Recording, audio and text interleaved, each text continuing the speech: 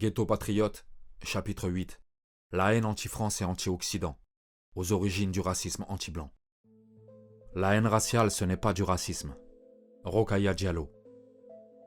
Quand le sens des mots ne leur plaît pas, les progressistes veulent le remplacer par le sens qu'ils veulent. Idem pour les sociétés occidentales et leurs populations autochtones. C'est ce qu'ils appellent déconstruire, ce qui signifie détruire et remplacer.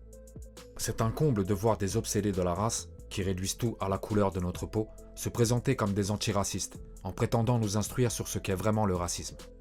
Des racialistes qui se sont inventés une France dans laquelle les minorités dont ils font partie sont opprimées, vivant sous la domination d'une communauté blanche responsable de tous les maux de la terre. Un fantasme auquel ils ont donné le nom de racisme systémique. Dans leur imaginaire collectif, les non-blancs sont les victimes éternelles et les blancs les éternels coupables. Et c'est à travers cette exagération victimaire, qui prend de plus en plus la forme d'un délire paranoïaque, que s'est développé le racisme anti-blanc. Un racisme que le système entretient et promeut avec force et détermination. Car la haine s'apprend, partout. Dans les films et les séries, les documentaires et les reportages, la musique et les clips vidéo, l'art, les campagnes publicitaires, la littérature et la bande dessinée, la presse écrite, Internet, la télévision, les bouquets satellitaires et même dans les programmes scolaires. Promotion que l'on retrouve aussi dans la sphère politique, avec Madame Taubira, et pas qu'elle, quand elle dit « Il ne faut pas trop évoquer la traite négrière arabo-musulmane pour que les jeunes arabes ne portent pas sur leur dos le poids de l'héritage des méfaits arabes. » S'il existe un racisme systémique dans la France de 2021, c'est celui-ci. Mais les origines du racisme anti-blanc ne se limitent pas aux facteurs systémiques. Il faut aussi prendre en compte le cadre familial et culturel, l'éducation donnée par les parents et la façon qu'ils ont de transmettre un passé qui peut être douloureux. Car c'est d'abord dans ce cadre que va naître la haine raciale anti-blanc. Un racisme qu'on rencontre très rarement chez les Français d'origine asiatique et leurs descendants parce que justement, ils ont su éduquer sans transmettre la haine et le désir de vengeance. Un magnifique exemple de réconciliation. Ce qui n'est pas le cas des populations venues d'Afrique, chez qui beaucoup cultivent haine et désir de vengeance génération après génération. Pour illustrer cela, prenons les Français d'origine et de nationalité algérienne, dont l'hymne national prône la haine anti-France et anti-français. Je cite « Ô France, le temps des palabres est révolu. Nous l'avons clos comme on ferme un livre. Ô France, voici venu le jour où il te faut rendre des comptes. Prépare-toi, voici notre réponse. » Ça ressemble vachement à une déclaration de guerre, dis donc. On comprend mieux pourquoi, 60 années après l'indépendance de l'Algérie, la haine et le désir de vengeance sont toujours aussi vifs dans le cœur de beaucoup d'Algériens. La dictature algérienne nourrit la rancune de son peuple tandis qu'en face, les gouvernements français successifs se morfondent dans la repentance. L'historien militant décolonial Benjamin Stora a récemment été envoyé là-bas par Macron pour nous faire un topo sur ce que la France devrait à l'Algérie.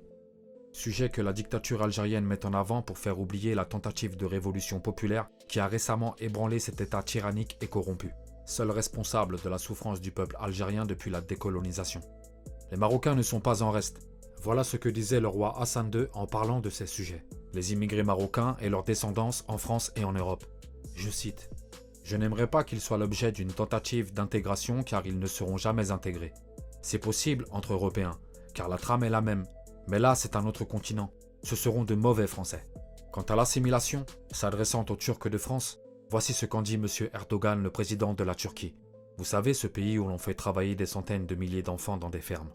Je cite « L'assimilation est un crime contre l'humanité. » Pas étonnant qu'on se retrouve avec tant de gens en mal d'intégration. Mademoiselle Kos, une journaliste, fille d'immigrés turcs, ignorant les considérations d'Erdogan le belliqueux, a choisi de changer son prénom turc pour un très joli prénom français, Claire. Elle a par conséquent provoqué l'ire des communautaristes, parce qu'elle a fait le choix de la France. « Tu pues la France, fais pas ta sale française, les Français n'ont pas d'honneur », a-t-elle entendu de la part de sa famille et de ses amis. Son vécu est un témoignage parmi tant d'autres des difficultés que rencontrent les immigrés et les migrants descendants de certaines origines lorsqu'ils expriment le souhait de devenir pleinement français. C'est ça la réalité. Et plus le racisme anti-blanc s'enseigne, plus la société française saigne. Car cette haine qui fait des blancs des cibles est la seule qui agresse, qui viole et qui tue autant de gens, laissant tous les jours des victimes sur son sillage. Les attaques des terroristes musulmans en sont l'exemple le plus spectaculaire, mais pas forcément le plus inhumain. « Cachez-moi ce racisme que je ne saurais voir », s'écrie la bien-pensance, elle qui a toujours eu un problème avec la vérité. Comme les journalistes qui se demandent encore si le racisme anti-blanc existe, alors qu'ils devraient être les premiers à savoir que oui. les journaleux. Rendez-vous sur la rubrique des faits divers. Il y a de quoi faire au moins un reportage par jour sur les victimes blanches d'agresseurs, de violeurs, de voleurs et d'assassins issus de la diversité. Et n'oubliez pas de citer les noms des coupables. Pour davantage attiser la haine raciale, on nous sort des concepts importés des États-Unis, comme le privilège blanc, le suprémacisme blanc, etc.